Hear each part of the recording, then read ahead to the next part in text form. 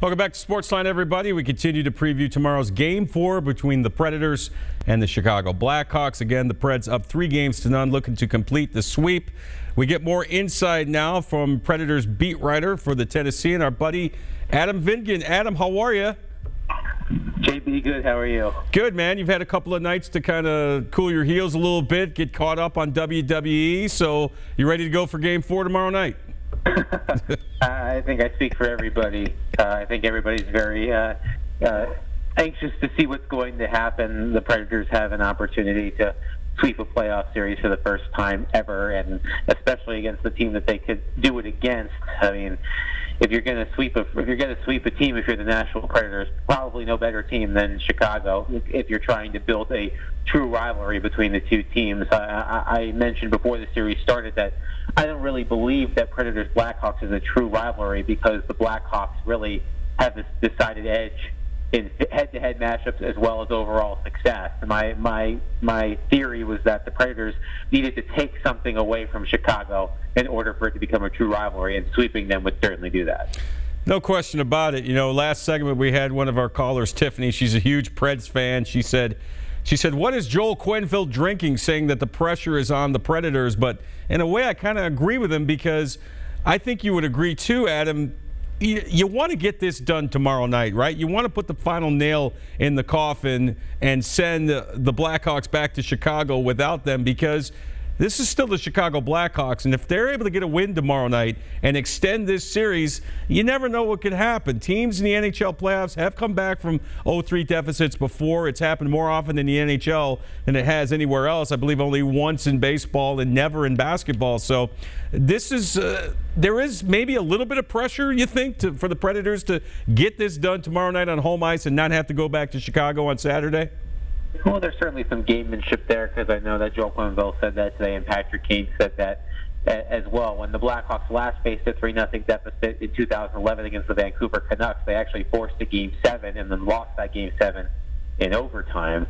So they have that experience of being in that situation. But yeah, like I said, it's gamesmanship.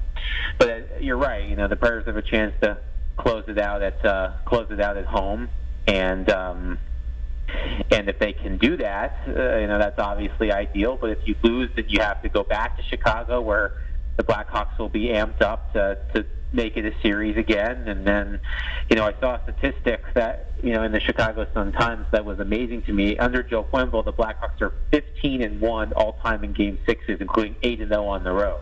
Wow. Where they would be if a Game 6 is possible. So, yes, the series is still very much in the Predators' control, and history suggests that they will eventually win it. But if they aren't able to close it out quickly, that doubt starts to creep into the minds of your fan base a little bit, and that momentum can sort of swing in the other way. Well, I know whereof the fan base speaks, being a Yankee fan. Somebody told me that the Yankees blew a 3-0 lead to the Red Sox in 2004. I don't remember that. It's been erased from my memory, but we have seen it happen before.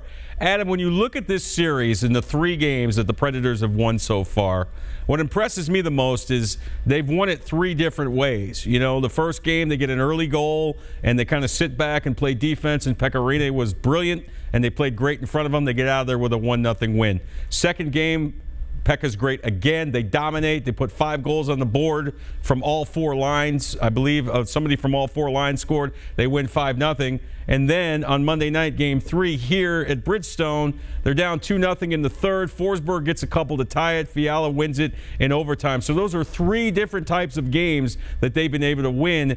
That's got to boost the Predators' confidence, and it really has to leave the Blackhawks scratching their heads, no? Yeah, I really think the only period of the series, the only periods of the series where I think you could say that the Blackhawks were at a decided advantage were in the second and third periods of Game 1, the second period of Game 3. The Predators have dominated the series in multiple facets. They've been the hungrier team, they've been the faster team, they've been the more physical team. They're controlling puck possession. They're doing everything they need to do. Their confidence is as high as it can get. The Blackhawks have done very little to suggest that they can make this a series, but in a way, I think the Predators are beating Chicago at their own game. I think the one thing that came to mind when I was sort of analyzing the series before it started, and why I actually ultimately picked the Blackhawks to win the series, which now looks like it's going to be wrong, is because the Blackhawks have a knack for making the big plays at a crucial moment. They haven't been able to do that yet in the series. The Predators have. In a way, I think the Predators are beating the Blackhawks at their own game, and I think that's really been a key to the series. Adam Vingan from the Tennessean is our guest. Also, Adam, I mean, you look at the way going into this series, we thought, all right, how are the Predators going to be able to at least neutralize, if not stop, Kane and Taves and Hossa? And I remember talking to Terry Crisp this morning at the practice, and he said that starts in the neutral zone. You gotta limit their space in the neutral zone. I mean, it's one thing to talk about with guys like that when you're playing the upper echelon of forwards in this league. Your Sidney Crosbys, Evgeny Malkins, Alex Ovechkins, of course the guys on Chicago, Taves and Kane and Hossa, still a pretty darn good scoring forward. You always talk about, well, you have to limit their time and space, and you have to make sure that they don't have a lot of room with the puck. That's easier said than done. How have the Preds been able to do that so far in this series with Chicago's forwards? Well, I think the neutral zone certainly is a part of it. The Predators have prevented the Blackhawks from cleanly entering the offensive zone with speed. Is a big part of their game. The Predators, on the other hand, have been able to do that with regularity, which is why you look at the Predators' top line, Philip Forsberg, Ryan Johansson, and Victor Arvidsson, and see how successful they've been. That has a big reason to do with that. They're also limiting high danger scoring chances by pushing the Blackhawks' attack to the outer regions where the scoring chances are of lower quality. So they're really just stumping the Predators. I remember Joe Quenneville, I think I said between games 1 and 2 that they may have to resort to more dumping and chasing because they weren't able to carry the puck into the zone. Obviously, entering the zone with possession of the puck is better offensively than dumping it and trying to chase it, especially when you have a goaltender like Pecorino who can handle the puck and defense that can go back and get it and quickly reverse the play. So it's been a really masterful job by the defense, not just by the defense, but the team as a whole defensively to neutralize the Blackhawks attack. Adam, you mentioned Pecorino, and I don't know if I've ever seen him play better. There was so much talk all season about his age. Could he stay healthy? Does he have it anymore? He's got a pretty darn good young backup goaltender in UC Saros that played pretty darn well during the season. What have you seen from Pecorino so far in this series? What's made him so good, and is this as good as you've seen him play? I certainly think so, and I think the one thing that was missing last season when he struggled was, he's the type of goaltender who can steal a game and make saves that change the momentum of games. And I feel like especially last season, those saves weren't around. When the Predators needed a big-time save and in a situation where they can start taking advantage of a game, he wouldn't make them. I think he's doing that in this series. He's made so many big saves. I mean, God, you look at think about what would have happened if the Blackhawks' first goal of the series would have been that clearing attempt by Johnny Oduya that ricocheted off the stanchion directly towards the net, and Pecorino was out of the net. He was able to jump back in and get just enough of a stick on it to deflect it out of the way. I mean, that's a big-time save. I know it's sort of a freak play, but he still had the wherewithal to get back and make the play. And that's what I think it is. I mean, the Predators have done a good job of making sure he hasn't been tested too often, but every time he's needed to make a big save, he's always been there. And that's something I don't think Predators fans have seen in a while from him, which is why they're up 3-0 in the series. Adam, Kevin Fiala gets the game winner the other night in overtime. Obviously a young forward still looking to find his way, but it certainly looks like his confidence is at an all-time high. It seems like his teammates love him. He's a physical player, and he looks very confident and fearless out there. What have you seen from Kevin Fiala? Well, I think you're starting to see what they had hoped from him when they drafted him in the first round 3 years ago. And I wrote a story in the Tennessean today just about how, it's been a bumpy road for him in terms of maturing as a hockey player. He really wanted to make the team at a training camp last season, stayed in Nashville during the summer, worked out, went to development camp, went to training camp, played a lot during the preseason, and he got cut and didn't make the team. He went to Milwaukee at the American Hockey League level and was just was bitter. Not at the organization, but at himself for not accomplishing his goal, and it really affected the way he played. He had more penalty minutes than points at one point. He got suspended for a couple of games for making an obscene gesture at an opposing bench. The team was, the Dean Evison, the head coach of the Milwaukee Admirals, was scratching him for having a poor attitude.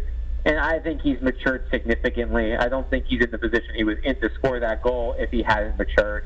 And I know that he has spoken about that a lot, about how he had to. I remember he said last summer that he had to, quote, respect the process of making it to the NHL.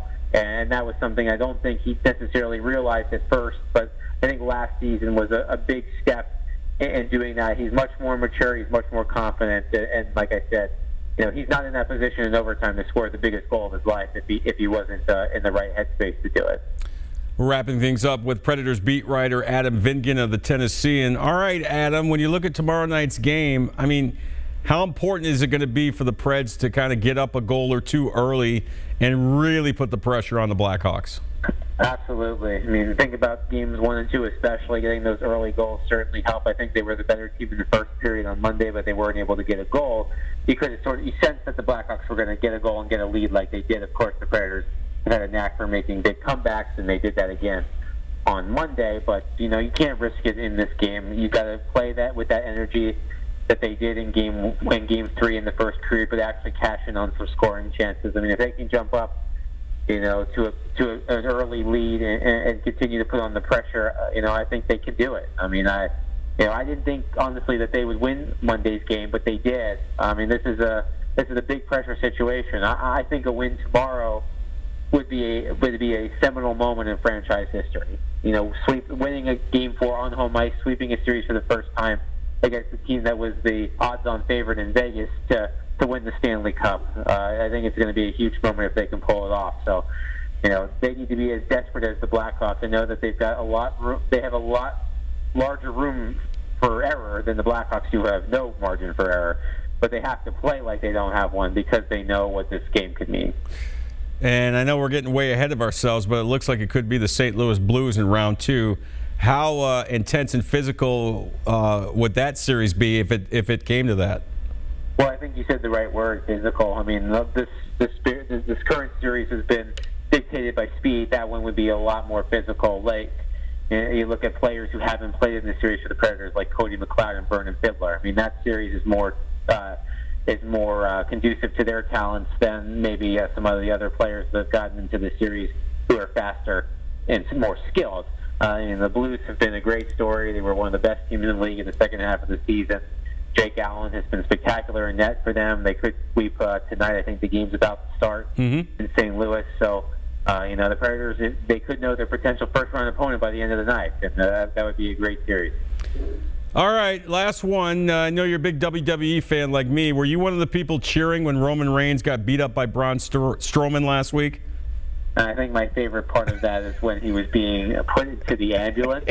Yeah. And then you just heard off screen, "I'm not finished with you." And he just runs, starts beating him up. He's like strapped to the stretcher inside the ambulance before he tipped it over. That was very Attitude Era. Like I enjoy. It wasn't the New Age Outlaws tipping Terry Funk and Mick Foley off the stage in a locked dumpster, but it was pretty good. All right, Adam, thanks for the insight on both the NHL and WWE. We appreciate it, and we'll see you at the rink tomorrow night. Thanks for being on. All right. Thanks, JP. No problem. All right, the great Adam Vingan. You, of course, read his work in the Tennessean, both in an actual physical paper and online. You can also follow him on Twitter at Adam Vingan. All over the Predators as they get set for Game 4 tomorrow night against the Blackhawks, going for the sweep. Courtney, time for a break? Courtney says it's time for a break. She's the boss. So we're going to take a break. We come back. More from the Penguins. Hear more from today's skate as they get ready for Game 4 tomorrow night against the Blackhawks. Stay with us.